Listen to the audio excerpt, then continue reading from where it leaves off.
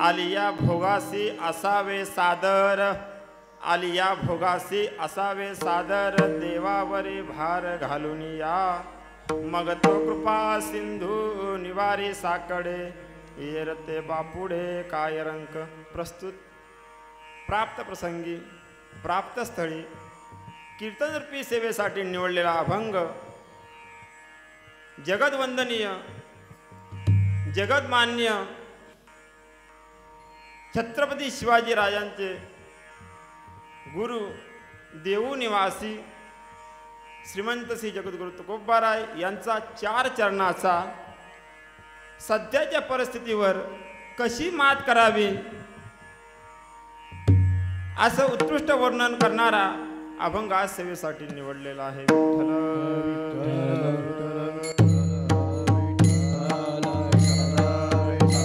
कीर्तन रूपी सेवा सुरू करण्या अगोदर अल्पसा परिहार तो असा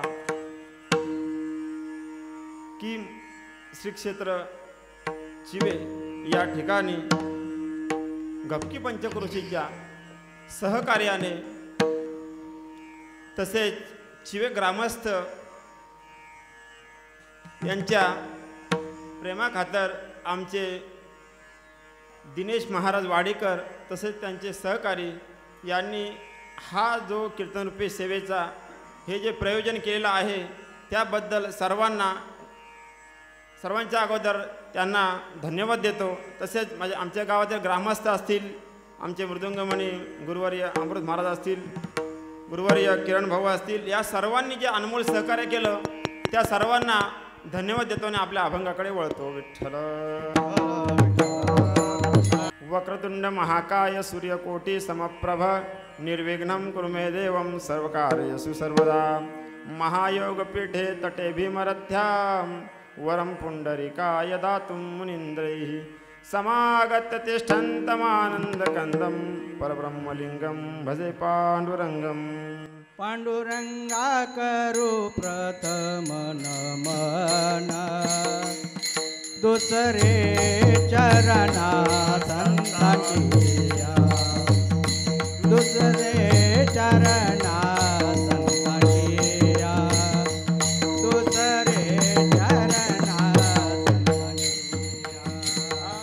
पांडुरंगा करू प्रथम नमन, दुसरे चरणा संतांची या, दुसरे चरणा संतांची या, दुसरे चरणा संतांची या.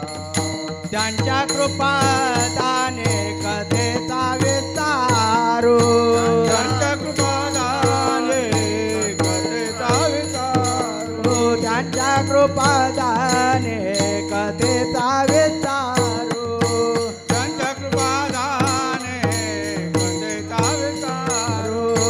बाबाजी सद्गुरु दास तुका, बाबाजी सद्गुरु दास तुका, बाबाजी सद्गुरु दास तुका, बाबाजी सद्गुरु दास तुका. पांडुरंगा करू प्रथम नमन, दुसरे चरण संतांचिया, त्यांच्या कृपादाने कथेचा विस्तारू. बाबाजी सद्गुरुदास तुका. अलंकापुरी रम्य सिंहासनस्थं पदंभोज तेजस प्रदेशम, विदिंद्रादिदेवै सदा स्तूयमानं, समाधिस्थमूर्तिं भज ज्ञानदेवम्. ओम नमो ज्ञानेश्वरा, ओम नमो ज्ञानेश्वरा, ओम नमो ज्ञानेश्वरा, ओम नमो ज्ञानेश्वरा. करुणा करा दयाळा, करुणा करा दयाळा, तुमचा अनुग्रह लागलो, पावन झालो चराचरे. ओम नमो ज्ञानेश्वरा, करुणा करा दयाळा, तुमचा अनुग्रह लाधलो, पावन झालो चराचरी. प्रस्तुत प्राप्त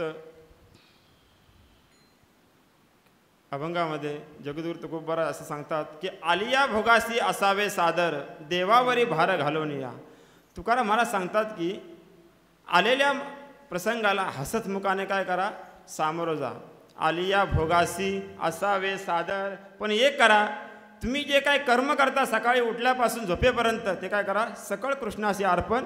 या पद्धतीमध्ये आपले जीवनमान चालू ठेवा. दुसऱ्या चरणात तुकोबाराय सांगतात मग तो कृपा सिंधू निवारे साकडे येरते बापुढे काय रंक. मग असं केलं मग काय करेल तो, तर तो कृपेचा सागर आहे. तुमचं कोणतंही संकट असू द्या, तो काय करेल, त्या संकटासाठी धाव घेईल. तिसऱ्या चरणात तुकोबाराय सांगतात की तुम्ही काय करा, एखादं जर मोठं संकट आलं तर भीती बाळगू नका, का त्या देवाची शरणागती करा. भयाची या पोटी दुःखाची या राशी, पण काय करा, शरण देवासी जाता भले. त्या पांडुरंगाला काय करा, शरण जा. आणि शेवटच्या चरणात तुकोबाराय सांगतात तो काय नाही करत, तो काहीही करतो. तुका म्हणे नोहे काय त्या करिता, आणि चिंता वाहतो आता विश्वंभर. तो काही नाही करतो, सगळं करतो. म्हणून त्या देवाची काय करा, शरणागती करा. विठ्ठल विठ्ठल. अभंग सर्वांच्या पाठातील असेल, कानपड तरी नक्की असेल. या अभंगाच्या माध्यमातून जगद्गुरु तुकोबाराय आपल्याला सांगतात, बाबा रे, सकाळी उठल्यापासून झोपेपर्यंत गरीब असो वा श्रीमंत, त्याचा एकच फक्त ध्यास असतो, काय, रोटी कपडावर मकान, अन्न वस्त्र निवारा. या मूलभूत गरजा भागवण्यासाठी मनुष्य आपल्या जीवाची काय करत असतो, धडपड करत असतो. प्रयत्न सर्वजण सारखेच करतात, परंतु प्रत्येकाला फळ मात्र सारखं मिळत नाही. त्याचंच विवरण या अभंगाच्या माध्यमातून जगद्गुरु तुकोबाराय करतात. तुम्ही एक विचार करा की एखादा सामान्य शेतकरी असेल, आता लावणीचे दिवस चालू आहेत, किती भात आपल्याला पिकतो, काय शेतीवर अवलंबून आहे. काही काही दिवसाला 200 रुपये कमवणारी माणसं आहेत, काही दिवसाला 1000 रुपये कमवणारी माणसं आहेत, काही दिवसाला लाखो रुपये कमवणारी माणसं आहेत. प्रयत्न सर्वांचे सारखे आहेत, परंतु फळ मात्र सारखं मिळत नाही. असा विचार करायला गेलो, समाजामध्ये 4 प्रकारची माणसं येतात. 1 चांगलं वागून चांगलं होणार, 2 वाईट वागून वाईट होणार, 3 चांगलं वागून वाईट होणार, आणि 4 वाईट वागून चांगलं होणार. जुनी माणसं म्हणतात की आमच्या लहानपणी त्यांना एक टाईमचं जेवणसुद्धा मिळत नव्हतं, पण आता परिस्थिती कशी बदलली. लोक म्हणतात हो होणारच, माणूसच चांगला आहे, चांगलंच होणार. दुसरा वाईट, पार वाटोळ झालं माणसं म्हणतात, काही शिल्लक राहिलं नाही अजिबात, होणारच, माणूसच वाईट. परंतु तिसरा मुद्दा आणि चौथा मुद्द्याकडे आपल्याला लक्ष द्यायचं आहे. तुकाराम महाराज असं म्हणतात की काही चांगलं वागून वाईट झालेली माणसं या समाजामध्ये आहेत, वाईट वागून चांगली झालेली माणसंसुद्धा या समाजामध्ये आहेत. मग नक्की काय करावं, तर सामान्य माणसं सोडा, साधू संतांनीही देवाला काय दिला, दोष दिला. आवडीचे करसी देवा कोण करी तुझा हेवा, हे देवा तुझ्या मनाला वाटेल ते करतोस. साधू संतांनाही भरपूर त्रास देवाने दिलाय. 5 पांडवांची पत्नी द्रौपदी किती त्रास दिला, 5पासून जन्म 5 पांडवांचा, महान भगवत भक्त, किती त्रास सहन करावा लागला. उलट वाळा कोळ्याने चोऱ्या केल्या, पण काय केलं, केलं रामायण रामाआधी. कोळियाची कीर्ती वाढविली गहन, आणि केलं रामायण रामाआधी. मग मला सांगा की अशी चोऱ्या करणारी माणसं जर मोठी होतात तर आम्ही भजन करावं का चोऱ्या. विठ्ठल विठ्ठल. वाईट वागणाऱ्याचे असे हाल आहेत, तर मग सामान्य माणसाचं काय. तुकाराम महाराज म्हणतात की तुम्ही त्याच्याकडे लक्ष देऊ नका. चांगलं वागण्याचा वाईट होण्याचा काही अर्थार्थी संबंध नाही. काही माणसं म्हणतात महाराज एवढा वर्ष परमार्थ करता, आज 15 वर्ष 10 वर्ष 12 वर्ष झाली परमार्थ करता, पण परिस्थिती आहे तशी आहे. बरं काय करायचं, कुठं चोऱ्या करायच्या जाऊन. आलिया भोगासी अभंगच घेतलाय. आता लाईटमध्ये आधीमध्ये जाते, काय म्हणायचं, आलिया भोगासी असावे साधं, का असेल त्याच्यामध्ये समाधान मानायचं. माणसं विचारतात महाराज एवढा वर्ष बापदादापासून पंढरीची वारी आहे, आळंदीची वारी आहे, परंतु परिस्थिती आहे तशी आहे, काय करायचं म्हणे. काय नाही ठीक आहे, म्हणजे चांगलं वागणाऱ्याचा असा हाल आहेत, तर वाईट वागणाऱ्याचा काय असतील. महाराज म्हणतात चांगलं वागण्याचा वाईट होण्याचा काही अर्थार्थी संबंध नाही. आपल्या ज्या जीवनामध्ये जे घडतं त्याला ते आपल्या प्रारब्धामध्ये जसं आहे तसं घडतं. उलट कधी एकादशी नाही, कधी पंढरीची वारी नाही, कधी दान धर्म नाही, कुठलं सत्कार्य नाही, कुठलं चांगलं काम आलं तरी आडामुडा घालणार. परंतु त्यांची परिस्थिती कशी आहे? चांगली आहे. जुनं माणसं असं म्हणतात की त्याने हातामध्ये माती जरी धरली तरी काय होतं? सोनं होतं, सोनं. आणि पुढचं पुढं मिळत जातं. विठ्ठला विठ्ठला विठ्ठला.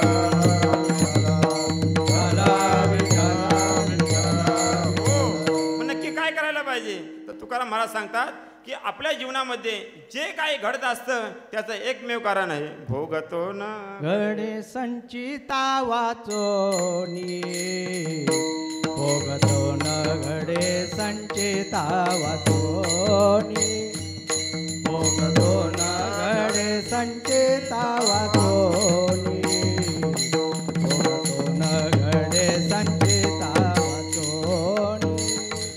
भोगतो न घडे संचिता वाचोनी, भोगतो न घडे संचिता वाचोनी, भोगावे ते मनी समाधान, करावे ते मनी समाधान, करावे ते मनी समाधान, घडे संचिता वाचोनी, भोगतो न घडे संचिता वाचोनी, भोगतो न घडे संचिता वाचोनी, भोगतो न घडे संचिता वाचोनी. हो, आपल्या जीवनात जे काही सुखदुःख घडतात ते आपल्या प्रारब्धामध्ये जे भोग असतील त्यानुसार घडतात. महाराज म्हणतात की जे जे लिहिले संचिते ते ते न चुके कल्पांते, जैसी जैसी कर्मरेषा तैसे भोगणे सहसा. अन्नधन्य मान हे तो प्रारब्ध हा दिन. तुम्हाला जर जेवण मिळायचं असेल तरी काय पाहिजे? प्रारब्ध पाहिजे. तुम्हाला श्रीमंती मिळायचे पाहिजे असेल तर प्रारब्ध पाहिजे. लोकांची जन्मच्या जन्म गेली परंतु परिस्थिती आहे तशीच आहे. एक उदाहरण देतो आणि पुढे जातो. एक माणसानं एकाचा खून केला आणि इथून पसार झाला. तिकडे काशीला ऋषिकेशला निघून गेला. तिथं जाऊन त्याने चांगला शास्त्राचा अभ्यास केला. भागवत सारख्या ग्रंथाचं अतिशय सुंदर प्रकार अभ्यास करून महाराष्ट्रामध्ये 10-12 वर्षांनी चांगला विद्वान होऊन आला. विद्वान आल्याच्या नंतर खूप मोठा महाराज गाजला. भागवतकार कीर्तन भरपूर त्याला म्हणजे तारखाच्या तारखा यायला लागल्या. कीर्तनाला पारायणाला बसलाय. 5-10 हजार माणसं पारायणाला बसलीत. कीर्तन चालू असताना, ज्ञानेश्वरीचं पारायण चालू असताना ओम नमोजी आद्या वेद प्रतिपाद्या असं ज्ञानेश्वरीचं पारायण पहिल्या अध्यायापासून सुरू आहे. ज्ञानेश्वरीचं पारायण सुरू असताना पोलिसांना कुणीतरी टीप दिली की असा माणूस असाच्या ठिकाणी येणार आहे. पोलीस आले आणि एवढ्या समाजाच्या समोर त्याला का लागली? हातकाडी घातले. उद्या जर मला इथे येऊन जर हातकाडी घातली तर तुम्ही काय म्हणाल की हा काय महाराज आहे आणि ह्याला काय गेले म्हणजे पोलिसांनी हातकाडी घातली. म्हणजे समोर दिसतोय महाराज आणि पाठीमागं काहीतरी दुसरंच करतोय. एवढ्या जो समाज जमलेला होता ते म्हणले काय म्हणे देवा घरी न्याय नाही. एवढा मोठा कीर्तनकार, एवढा मोठा महाराज, 10,000 माणसं पारायणाला बसलेस आणि ज्ञानेश्वरी वाचणाऱ्याला बेड्या. मग ज्ञानेश्वरी वाचून फायदा तरी काय? साहजिकच आहे, कोणी पण म्हणणार. आता मला सांगा, ज्ञानेश्वरी वाचली म्हणून बेड्या का खून केला म्हणून बेड्या? खून केला म्हणून बेड्या. म्हणून भोगतो न घडे संचिता वाचून. मग आम्ही नक्की करावं तरी काय? तर तुकाराम महाराज सांगतात की तुम्ही एकच करा, अभंगाचं प्रथम चरण. आलिया भोगाची असावे सादर, आलिया भोगाची असावे सादर, आलिया भोगाची असावे सादर, आलिया भोगाची असावे सादर,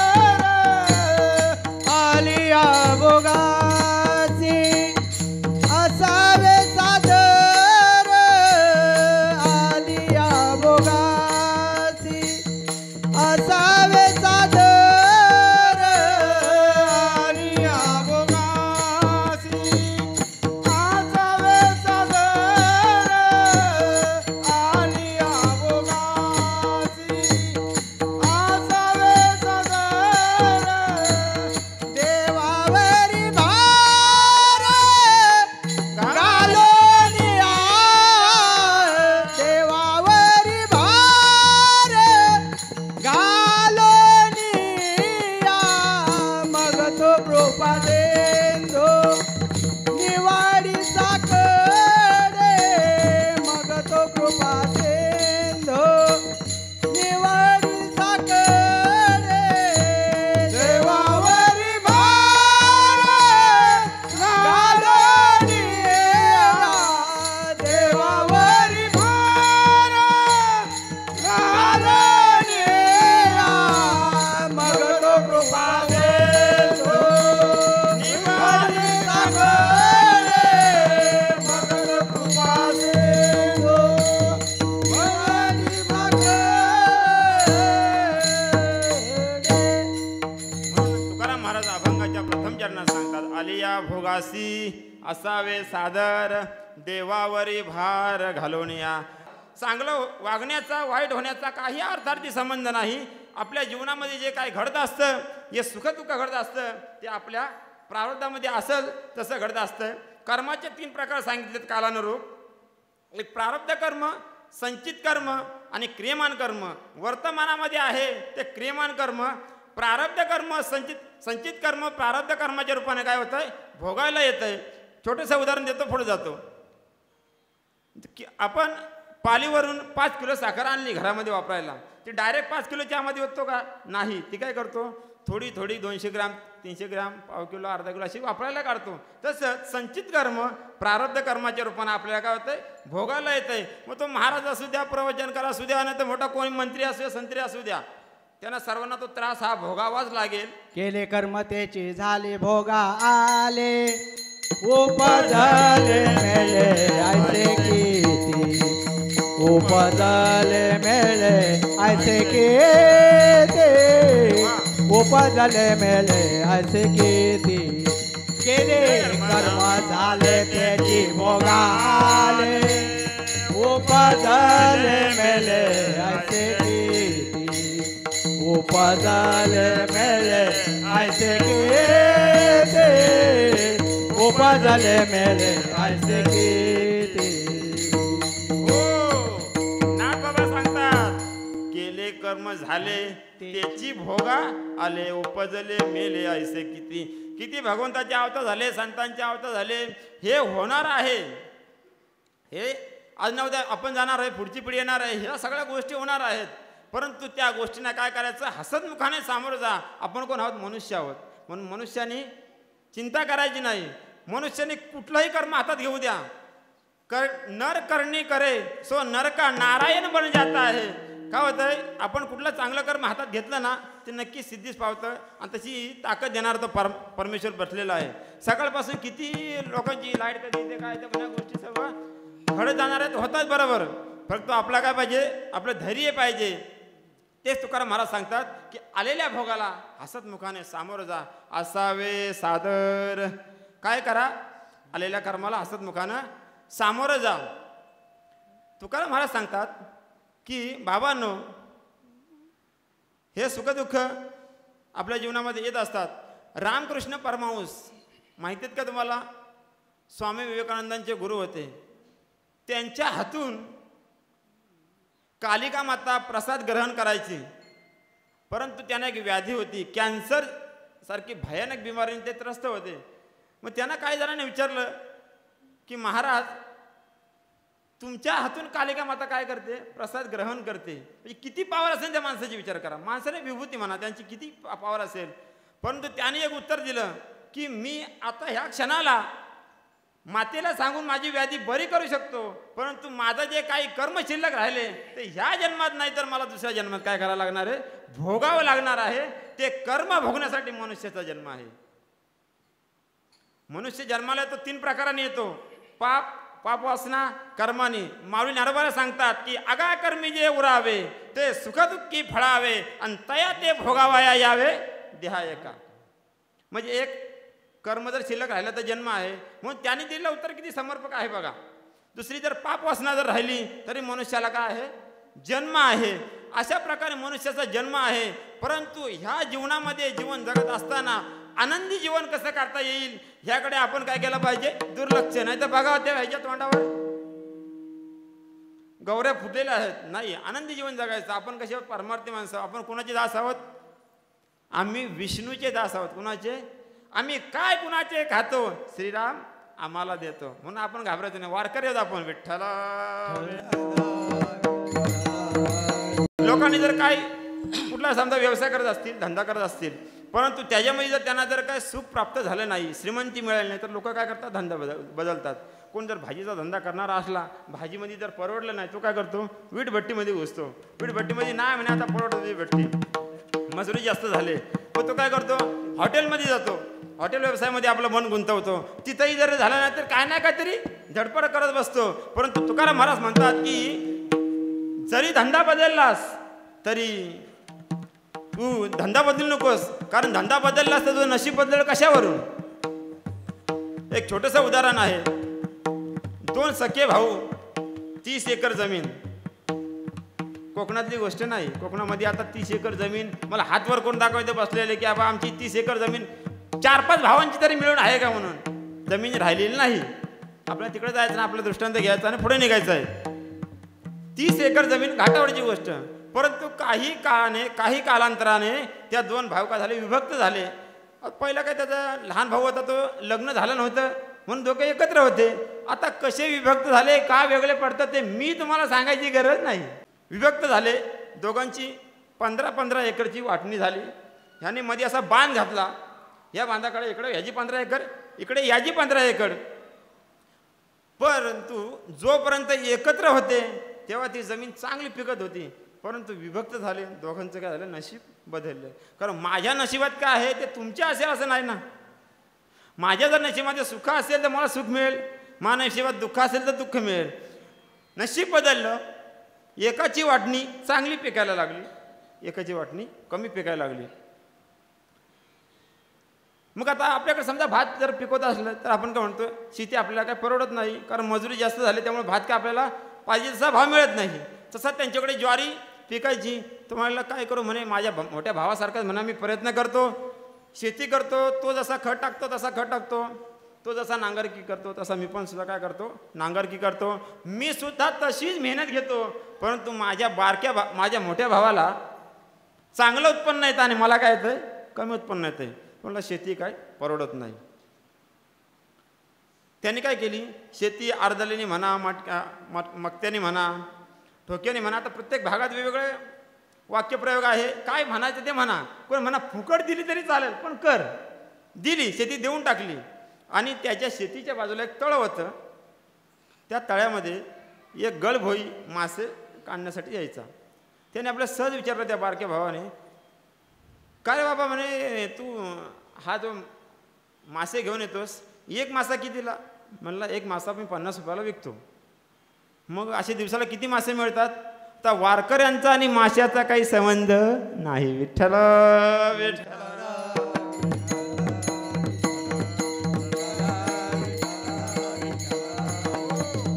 वारकऱ्यांचा आणि माशाचा काही संबंध नाही. जाऊ द्या विषय. मग सांगितलं एक मासा कितीला देतोस. म्हणला एक मासा 50 रुपयाला. दिवसाला मला 10 नग मिळतात. किती झाले, 5 झाले 50, म्हणजे 500 रुपये मला दिवसाला मिळतात. तो म्हणायला लागला शेती अर्धवेळी मग त्याने काय असेल ते देऊन टाकली. म्हणलं आता मी पण काय करणार, मासे गाळायला जाणार. ज्याच्याबरोबर मासे गाळायला जायचा त्याला लागायचे मोठे मासे आणि ह्याला लागायचे करांगले एवढे. मी काय म्हणत होतो की धंदा बदललं म्हणजे नशीब बदलतं असं नाही. तो बारका भाऊ म्हणायला लागला, क्या करूँ यार, खेत में गया तो लांगा लूंगा, मछली पकड़ने गया तो झांगा झुंगा, कभी करना तो भी क्या. योगायोगानं आपला जसा सप्ताह होतो तसा त्यांच्या गावामध्ये नाम सप्ताह चालू होता. आणि एक मोठे महाराज बोलवले कीर्तनाला. आणि त्यांनी कीर्तन झाल्याच्या नंतर सगळी माणसं पाय वगैरे पडले आणि महाराजांना विचारलं, महाराज किती तुम्ही दक्षिणा घेतलीत किंवा किती दक्षिणा तुम्हाला दिली. आपण ना विचारतो किती बिदागी महाराजांना दिली. त्याने सांगितलं की महाराजांना 5,000 रुपये दिले. किती, 2 तासाचे 5,000. तो लहान भाऊ जरासा आश्चर्यचकित झाला. 2 तासाचे 5,000 म्हणला ना मी महाराजच होणार. आळंदी नाही, देहू नाही, पंढरपूर नाही, मी काय होणार, महाराजच होणार म्हणला. महाराजच होणार म्हटल्यावर त्याने काय केलं, भगवे कपडे घातले, भस्म ओढला, रामनाम जपना, पराया माल अपना, याची दान देगा देवाने कुठंतरी गठोड मिळावा. या भावनेमध्ये असताना त्या गावामध्ये चोरी झाली आणि चोरी झाल्यावर तुम्हाला माहिती आहे काय परिस्थिती असते. लोक आधी वैतागलेले असतात, कुणाला काही जेवण बिवणाची काही सूज नसते, कारण चोर सापडायला त्यांना असं वाटतं की चोर कधी सापडतोय. आणि अशा त्या विवंचनेमध्ये असताना हा कडुनिंबाच्या झाडाखाली आपले डोळे मिटलेले आणि तपश्चर्या करत बसला होता. आधी यांची टाळकी सटकलेली. ते गेले आणि त्याच्याजवळ गेले, म्हणाले काय रे, दिवसा तपश्चर्या करतो आणि रात्री घरी पडतो, असा उलटा टांगला झाडाला आणि मरसवर मारला कुणी त्या गावकऱ्यांनी. तो बारका भाऊ म्हणायला लागला, क्या करो यार, खेत में गया तो लांगा लूंगा, मछली पकड़ने गया तो झांगा जेऊंगा और साधू बन गया तो उलटा टांगा. विठ्ठला म्हणजे धंदा बदलला म्हणजे नशीब बदलत नाही. जे आपल्या काय प्रारब्धामध्ये घडतं ते काय आहे, अन्न धन मान हे तो प्रारब्धाच्या अधीन आहे. म्हणून काय करू नका, धंदा बदलू नका, आहे त्यामुळे समाधानी राहा. मी ते वसंत दंत त्यांना विचारायला गेलो की महाराज हे जरा सिंगल फेज आहे, याला जरा डबल फेज करायचं होतं, काय करावं लागेल. ते म्हणले महाराज हे ना सिंगल फेज असू द्या पण ते कुठेही चालतंय, धस असू द्या, उतार असू द्या, डोंगर असू द्या, कुठेही हे चालतंय. ह्याच्यामध्ये बदल करण्याचा प्रयत्न करू नका. त्याचं कारण सांगतो. तुम्ही जर निसर्गाच्या नियमामध्ये जर ढवळाढवळ करायला गेलात तर त्याचा कुठेतरी रिॲक्शन विपरीत परिणाम झाल्याशिवाय राहणार नाही. म्हणून म्हणतात महाराज की ठेविले आनंदे तैसेची राहावे, चित्ते असू द्यावे समाधान. समाधानानं जीवन जगा. मनुष्याचं जीवन कसं आहे, परिपूर्ण आहे. जर पारमार्थिक मनुष्याने जर आपलं जीवन जर पाहिजे तसं जगलं तर निश्चितच आनंदकारक आहे. परंतु आपण काय करतो, उपाधी आपल्याला लावून घेतो, त्याच्यामुळे ते कुठेतरी दुःखमय जीवन जगल्याचा काय होतं, आपल्याला भास होतो. दुःख जर मानलं तर दुःख आहे, नाहीतर दुःख नाही. विचार करा, एखाद्याला ताप आलाय, तुम्हाला मला तापच आला नाही, गोळीच घ्यायची कटकट नाही. तापाची जी भावना आहे, किंवा जर एखाद्याला सुख झालं तर त्याने जर ते मानलं तर सुख आहे, नाही तर ते सुख नाही आणि दुःखही नाही. मग कसं जीवन जगायचं, तर संतांनी आयुष्यभर आपल्याला शिकवलंय. संतांचे किती अवतार झाले ते सांगत राहिले की बाबा रे, मनुष्य जीवन कसं आहे, अतिशय सुंदर दिले. देवे दिला देह भजना गोमटा, भजनासाठी दिलेला आहे. त्याचे नामस्मरण कर, निश्चितच तुम्हाला काय, ज्यांनी चोच दिलाय त्यांनी चाऱ्याची काय केले, व्यवस्था केलेली आहे. विठ्ठल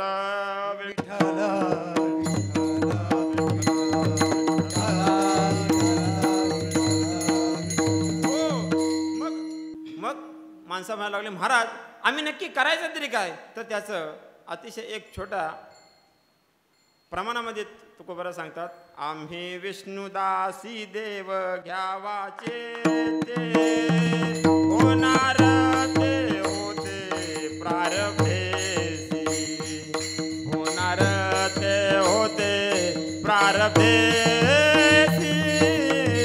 होणार ते होते प्रारब्धेसी. आम्ही विष्णुदास देव घ्यावाचे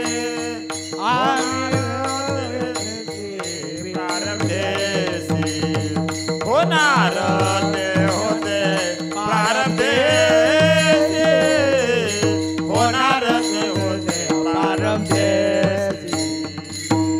हो, जगद्गुरु तुकोबरा सांगतात, आम्ही विष्णुदासी देव घ्यावाची ती, होणार ते होते प्रारब्ध सोडून द्यायचं, काय होईल ते जाईल. असं असताना त्यांनी महाराजांनी अतिशय समजावलं. तो साधक घाबरला, म्हणे तुकोबरा आहे, आम्ही आता नक्की करू तरी काय. तुम्ही सांगता सगळं प्रारब्धाला सोडून द्यायचं का, असं त्या नशिबामध्ये गोष्टी घडणार, तर आम्ही त्याचं नक्की समाधान काय, तर ते अभंगाच्या तिसऱ्या पोटी दुःखाची आळाशी, मायाची पोटे दुःखाची आराशी.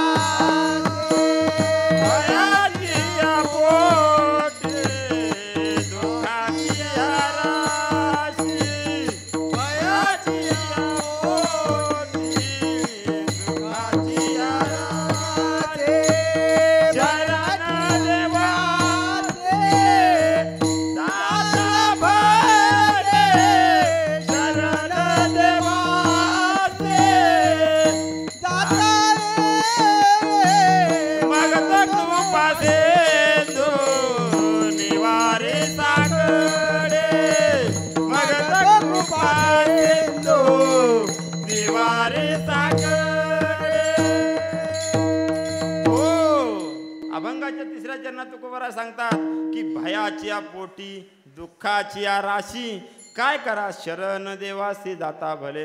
ह्या जीवनामध्ये भरपूर दुःख आहे, सुख कसं आहे एवढं आहे. सुख पाहता जवा पाडे दुःख पर्वता एवढे, म्हणून भरपूर दुःख आहे, तुम्ही घाबरून जाऊ नका. सांगितलं शरण देवासी जाता भले. काय करा त्या देवाची शरणागती करा, कारण त्या देवाच्या व्यतिरिक्त तुम्हाला कोणी सोडवणार नाही. या मायाजाळामध्ये गुंतू नका, कर्तव्य म्हणून संसार करा. तुकोबाराय सांगतात नको नको मना गुंतू माया जाळी, काळाला जवळी ग्रासावया, काळाची ती उडी पडेल बा जेव्हा, सोडविना तेव्हा माय बाप, सोडविना बंधू पाठीची बहीण, शेजेची कामीन दूर राहे, सोडविना राजा देशीचा चौधरी, अनिक सोयरी भली भली, तुका म्हणे तूज सोडविना कोणी, अनिक एक चक्र पाणी वाचून या. त्या देवाशिवाय तुला कोण सोडवणार नाही. म्हणून महाराज एक ठिकाणी सांगतात अंतकाळीचा सोयरा, तुका म्हणे विठो धरा. तुला धरा सांगितलंय, पांडुरंगाला धरा सांगितलंय अंतकाळीचा सोयरा. जोवरी चाले मोठा धंदा तोवरी बहीण म्हणे दादा, नाही तर मियाला म्हणे आमचा दादा. एक भाभी चुकवा, एक जर भाभी चुकली ना त्याचीच पोरं म्हणे स्टँडवर भिका मागताय, तो काय मला म्हणे साडी आणणार. म्हणजे जोवर धंदा चांगला चालला तो बहीण काय म्हणते, तोवरी बहीण म्हणे दादा. बहीण काय म्हणते, तेव्हा बहीण म्हणे दादा. हे काय ना महाराज, हे सगळं ना आपण म्हणतो आपण हे माझं कोण नाही, परंतु जेव्हा ही समजतं तेव्हा वेळ निघून गेलेली असते. हे महाराज संत सांगतायत, बऱ्याच जणांचे प्रवचनातून ऐकतो, कीर्तनातून ऐकतो आम्ही, परंतु आमच्यामध्ये बदल नाही, आपलं आहे तसंच आहे. कधी कळो येईल, कळो येईल अंतकाळी प्राण प्रयाणाचे वेळ,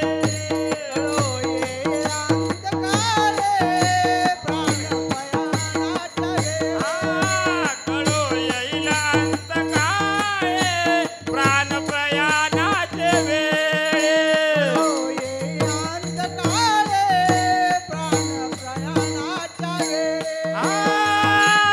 राहती निराळी रांडा पोरे सकळ, रांडा पोरे सकळ, कळो येईल अंतकाळी प्राण प्रयाणाचे वेळी, कळो येईल अंतकाळी प्राण प्रयाणाचे वेळी. हो महाराज म्हणतात की तेव्हा वेळ निघून गेलेले असते. कळो येईल अंतकाळी प्राण प्रयाणाचे वेळी, राहती निराळी रांडा पोरे सकळ. हे तुम्हाला कोणी सोडवणार नाहीत. फक्त कोण सोडवणार, एक चक्र पाणी वाचून या. ज्याने हातामध्ये काय केलंय, सुदर्शन चक्र धरले, धारण केलेलं आहे, असा भगवान तुम्हाला या संकटातून, ह्या जन्म मरणाच्या दुःखातून सोडवू शकेल. अन्यथा कोणी सोडवणार नाही. विठ्ठला विठ्ठला एवढं सांगितलं. मग काय करा तुम्ही, शरण देवासी जाता भले. त्या भगवंताची काय करा, शरणागती करा. कुणाकुणाची संकट निवारण केली, अनेक जणांची फक्त इच्छा केली, संतांनी मार्ग दाखवला आणि फक्त देवाचं नामस्मरण केलं. वाळ्या कोळ्या असेल, द्रौपदी असेल, उपमन्यू असेल, ध्रुवबाळ असेल, तो वना आला याची लागी, बैसावया पितयाचे संगी, तो चंद्र सूर्या परिस जगीच लाग्य केला. त्या ध्रुवबाळाने काय इच्छा केली होती की मला माझ्या बापाच्या मांडीवर बसायचं आहे. परंतु चंद्र सूर्या परिस जगी, किती त्याला मोठे ध्रुव तारा आहे, तो ध्रुव त्याला त्या ध्रुव पद त्याला दिलं. आढळपदी बाळ बैसवीला ध्रुव आणि शिराचा सागर उपमन्या.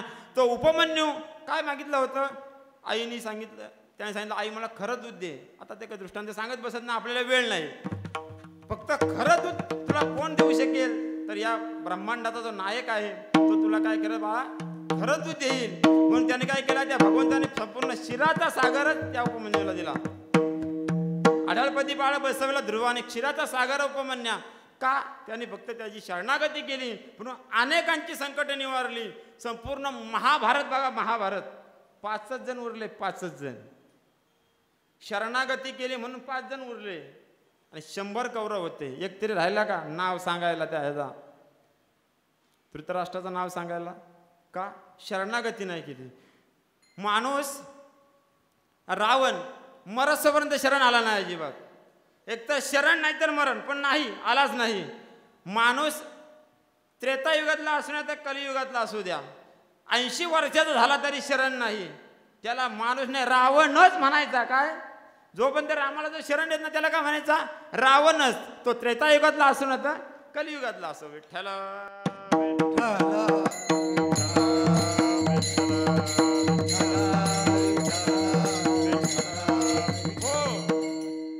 मग तुकोबारा सांगतात की सर्वांची संकट निवारली, तुम्ही काय करा? त्या देवाची शरणागती करा. देवाची शरणागती केल्यावर तो काय करतो? अभंगाचं शेवटचं चरण.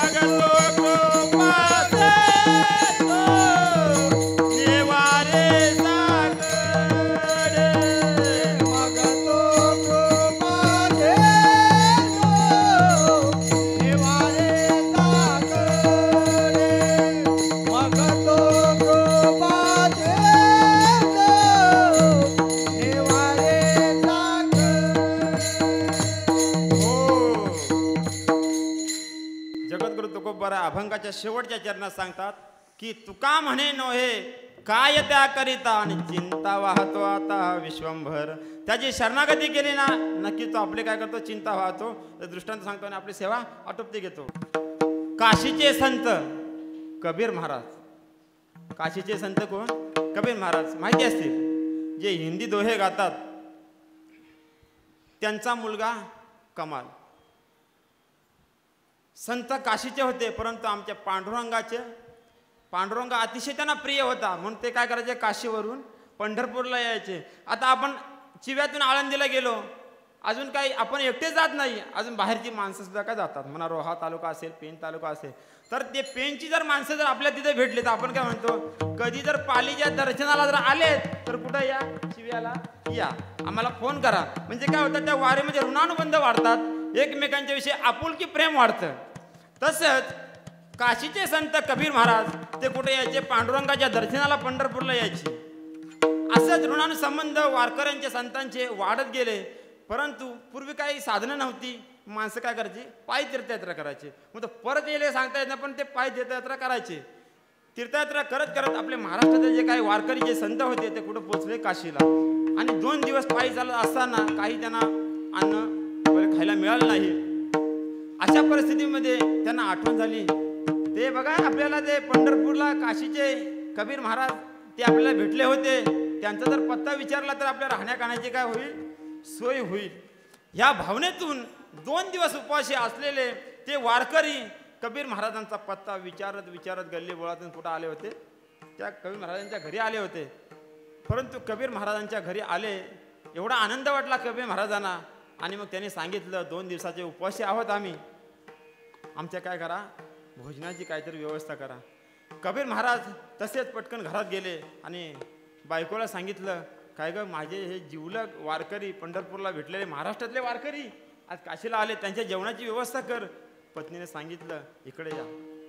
ती तिथूनच ना वरडली का आज दळून आणलं नाही म्हणून. कुणाची पत्नी होती ती? कबीर महाराजांची पत्नी होती. लक्षात ठेवा, तुमच्या घरामध्ये काय असो नसो, तिने कसं आपली इज्जत आपल्याला माहिती. हे म्हणजे हे जीवन आहे माणसाचं, कसं राहावं कसं नाही ते. ती तिथूनच ओरडली नाही. तिने कबीर महाराजांना म्हणले, महाराज इकडे या. आपण सुद्धा 2 दिवस पाणी पिऊनच आहोत. आपल्याकडे सुद्धा काय अन्नधान्य घरामध्ये नाही. कबीर महाराजांनी सांगितलं ठीक आहे, पण वारकरी तर जेवले पाहिजे, 2 दिवसाचे उपवासी आहेत. संतांनी जर त्यांना जेवू घातलं तर नक्कीच आपलं पुण्य वाढेल, आणि जर ते तसे जर गेले तर काय होईल, किती त्यांना दुःख होईल. म्हणून त्यांनी काय केलं, दोघं नवरा बायको बोलतायत की आपला जो वाणी आहे जो काशीचा, तो रात्री 8:30 वाजता काय करतो, झोपी जातो. आपण काय करू, दोघं जण जाऊन काय करू, त्या वाण्याचं काय करू, दुकान फोडू, आणि आपले जे वारकरी 10-15 आहेत त्यांच्या पुरतं काय करू, जे काय डाळ पिठला असेल ते आपण घेऊन येऊ आणि यांचं जेवण करू. ही गोष्ट त्यांचा मुलगा कमाल, त्या कमालाने काय केली, ऐकली. त्यांनी सांगितलं, आई तू जाऊ नकोस, मी आणि बाबा जातो. त्यांनी ठरल्याप्रमाणे त्या वाण्याच्या दुकानात गेले. 8:30 वाजता आणि झोपी गेला. ह्यांनी ती भिंत फोडली, भिंतीतून आतमध्ये एंट्री केली, प्रवेश केला. प्रवेश केल्यानंतर त्यांनी धनाच्या अशा राशी बघितल्या, सोनं चांदी म्हणा का असतील त्या काळामध्ये त्या गोष्टी बघितल्या. परंतु त्यांनी सांगितलं हे का आमच्या कामाचं नाही, आमच्या वारकऱ्यांना काय पाहिजे, जेवू घातलं पाहिजे, अन्न पाहिजे. म्हणून त्यांनी त्याच्याकडे दुर्लक्ष केला आणि जे डाळपीठ होतं ते डाळपीठ आपल्या जेवढे 10-15 वारकऱ्यांना जेवढे लागेल तेवढं घेतलं आणि आपल्या बाहेर यायला निघाले. परंतु तो संतांचा मुलगा होता, लक्षात ठेवा. त्या कमलाने काय केलं की आपण भिंत फोडून आतमध्ये आलोय आणि माझा बाप म्हणजे कबीर महाराज बाहेर उभे आहेत. जर ह्या फोडलेल्या भिंतीचा आपण गेल्यानंतर कुणी जर गैरफायदा घेतला तर त्या दुकानदाराचं, त्या वाण्याचं जे धन लुटलं जाईल, अशी भावना मनामध्ये ठेवून त्यांनी बाबांना सांगितलं की बाबा मी काय करतो, त्या वाण्याला उठवतो. सांगावं, चोरी करा गेल्यावर त्या दुकानदाराला तुम्ही उठवाल काय? त्यांनी त्या दुकानदाराला उठवायला गेला. ते पिठाचं गाठोडं हातामध्ये, तो वाण्याला उठवला, थोडे खडबडून जागा झाला. वाणी पाठीमागे आणि कमाल पुढे, वाणी पाठीमागे कमाल पुढे. त्या भिंतीच्या तो होल पाडलेला, तो भगदाड पाडले, त्यातून बाहेर निघणार तितक्यात त्या वाण्याने काय केलं, त्याची कमालाचे दोन्ही पाय घट्ट धरून ठेवले. चोर चोर चोर म्हणून जोरात आरडाओरडा केला.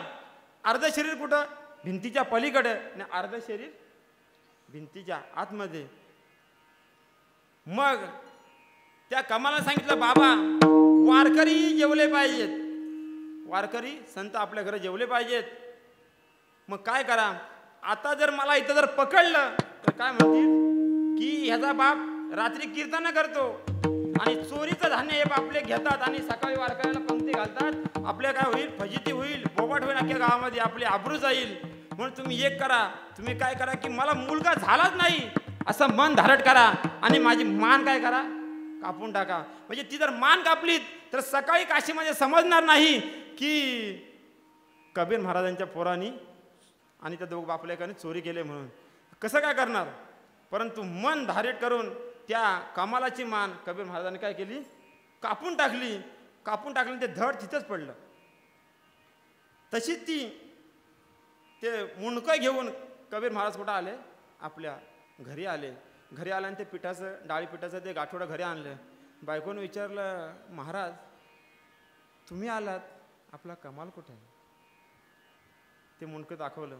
परंतु वारकरी जेवणार नाहीत या भावनेतून ती माऊली काय झाली, तुम्ही सांगा मला की आता बसलेल्या माता माऊल्या इथं आहेत, कुठल्या मुलाचा बाप जर आपण जर मुंडकं कापून आणलं तर मायला रडा येणार नाही. तशा परिस्थितीमध्ये वारकरी जेवणार नाहीत या भावनेतून ती माता गप्प बसली आणि ते मुंडकं मुलाचं काय केलं, लपून ठेवलं. वारकऱ्याला जेव खाऊ पिऊ घातलं आणि सकाळी विश्रांती झाल्याच्या नंतर सकाळी वारकरी आपले आंघोळ वगैरे झाले, त्यांचा नित्यनेम झाला आणि परत महाराष्ट्राकडे यायला जे परतीला निघाले. परतीला निघाल्याच्या नंतर कबीर महाराजांनी सांगितलं की आता मी तुम्हाला सोडवायला येतो.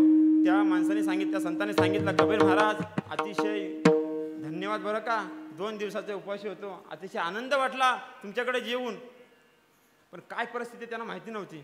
मी तुम्हाला सोडवायला गावाच्या विशीपर्यंत येतो. गावाच्या विशीपर्यंत कबीर महाराज त्यांना सोडवायला आले. परंतु त्या राजाने काय केलं होतं, ते बिना मुंडक्याचं जे शरीर होतं ते सुळावर चढवलं होतं. सुळावर पूर्वी काय करायचे, असं जर कोण चोर सापडला तर सुळावर चढवायचे. राजांच्या काळामध्ये ते सुळावर चढले होतं. कबीर महाराज आणि ते वारकरी त्या सुळापर्यंत आले. सुळाशी आल्याच्या नंतर ते जे धड होतं, धड त्याने असं वरती काय करायचा, नमस्कार वरती हात करायचा आणि त्या वारकऱ्याला नमस्कार करायचा. म्हणजे मुंडकं नसलेलं ते शरीर. मग त्या वारकऱ्यांच्या मनामध्ये असा संशय आला की आम्ही एवढ्या वर्ष वारी करतोय, तीर्थयात्रा करतोय, परंतु बिना मुंडक्याचं शरीर आम्हाला चांगल्या माणसाने आम्हाला म्हणजे मुंडका असलेल्या माणसाने आम्हाला कधी नमस्कार केला नाही, परंतु हे मुंडकं नसलेलं शरीर आम्हाला नमस्कार करत आहे. काहीतरी याचं पुण्य शिल्लक असेल. तर कबीर महाराज कसे म्हणायला लागले की ह्याच्या घरामध्ये वारकऱ्याची सेवा करण्याची परंपरा आहे, म्हणून तो काय करत असेल, तो तुम्हाला नमस्कार करत असेल. मग त्याने त्या वारकऱ्यांना राहवलंच नाही. त्याने काय केलं की त्याने असा विचार केला की जर मुंडकं असतं तर आपण काय केलं असतं, पांडुरंग परमात्म्याला काय सांगून पुण्याचा संचय करून आपण काय केलं असतं, हे उठवलं असतं याला. असा त्यांच्या मनामध्ये विचार चालला असताना कबीर महाराज पटकन दिवशी म्हणाले, मुंडकं असलं तर जमल काय. आता यांचाच पोरगा होता, परिस्थिती माहिती होती की हा मुंडकं कुणाचा आहे म्हणून. मुंडकं असलं तर हे जिवंत होईल का बाळ. हो, काय नाही होणार. कबीर महाराजांना सांग, असं का बोलता महाराज तुम्ही. ती वारकरी त्या कबीर महाराजांना म्हणता, असं का बोलता. तर त्या कबीर महाराजांनी सांगितलं, हे माझंच बाळ आहे. तुम्ही 2 दिवसाचे उपवासी होता, तसे आम्ही सुद्धा काय होतो 2 दिवसाचे पाण्यावरच होतो, परंतु वारकरी जेवून जावेत, संत जेवून जावेत म्हणून आम्ही काय केली, असं चोरी केली. आणि ती चोरी करता घडलेला प्रकार सांगितला की चोरी करत येत असताना असं आमच्या बाळाचं शिर आम्हाला कापून द्यावं लागलं. पटकन ते सांगितलं, आत्ताच्या आता घरी जा, ते मुंडकं घेऊन या. संपूर्ण ते मुंडकं घेऊन आलं. त्या घरी पण घरी इकडेही परिस्थिती चालू होती, वारकऱ्यांच्या बरोबर सोडायला गेले, परंतु घरी जी परिस्थिती होती ती वारकरी जाईपर्यंत त्याची आई अजिबात रडली नव्हती, परंतु ते लपवलेलं मुलाचं मुंडकं काढलं आणि असं पाटावर ठेवलं. आणि जी धाय रडायला लागली की आवरे ना, तितक्यात कबीर महाराजांची थाप दरवाज्यावर पडली. काय ग, दरवाजा उघड. असं वारकरी म्हणतात. ते मुंडकं घेतलं आणि कुठं आली, ते सुळावर चढवले होतं. ते त्या वारकऱ्यांच्या सुळावरनं ते शरीर म्हणजे धड होतं बिना मुंडकीचं, ते खाली उतरलं. तिथं ते मुंडकं नेऊन लावलं आणि तो मुलगा काय झाला, सजीव झाला. किती आनंद वाटला कबीर महाराजांना. मला सांगायचं फक्त एक, तुका म्हणे नो हे काय त्या करिता, चिंता वाहतो आता विश्वंभर. तेवढी श्रद्धा ठेवा फक्त. संतांची सेवा करा. ग्रस्त आश्रम धर्माचं काय आहे, आपलं कर्तव्य आहे. कोणी वारकरी आला, कोणी माणूस आला तरी त्याला पाणी तांब्या निदान चहा वगैरे तरी विचारत जा. तुकाराम महाराज अभंगाच्या शेवटच्या चरणात सांगतात, तुका म्हणे नो हे काय त्या करिता, चिंता वाहतो आता विश्वंभर. जगाचं भरण पोषण करणारा तो परमात्मा नक्कीच त्या साधकाची, त्या वारकऱ्याची, त्या संतांची काय करतो, चिंता वाहतो. म्हणून त्याला त्या शरणचा त्याची शरणागती करा. म्हणून आलिया भोगासी असावे सादर, देवावरी भार घालून या, मग तो कृपा सिंधुनी वारी साकडे, येरते बापुडे काय रंक. धावत्या वेळेमध्ये जसा मला अभंगावर बोलता आलं तसं मी बोलण्याचा प्रयत्न केला. जे काही वेडवाकडा असेल ते माझ्या बुद्धीचे दोष मला परत करा. जे चांगलं असेल ते गुरुवर्य गाथामूर्ती, हरिभक्त परायण रामभाऊ महाराज राऊत आळंदी देवाची, गुरुवर पद्माकर महाराज असतील, या सर्व गुरुवारांच्या चरणी समर्पित करतो. गपके पंचक्रोशींनी जे सहकार्य केलं त्या सर्वांच्या चरणी नतमस्तक होतो. गावातील ग्रामस्थ असतील, आमची जी आवाज आहे, आमचा आवाज हा संपूर्ण गावामध्ये पसरवला ते आमचे सरपंच रोहिदास साजेकर, त्यांना सुद्धा धन्यवाद देतो. आमचे मृदुंगमणी, आमचे गुरुवारी अमृत महाराज असतील, किरण भाऊ असतील, शिंदे महाराज, आप्पा, या सर्वांना जे धडपड करणारे आमचे रामदास काका असतील, या सर्वांना काय करतो, धन्यवाद देतो आणि आपली सेवा काय करतो, इथेच थांबवतो.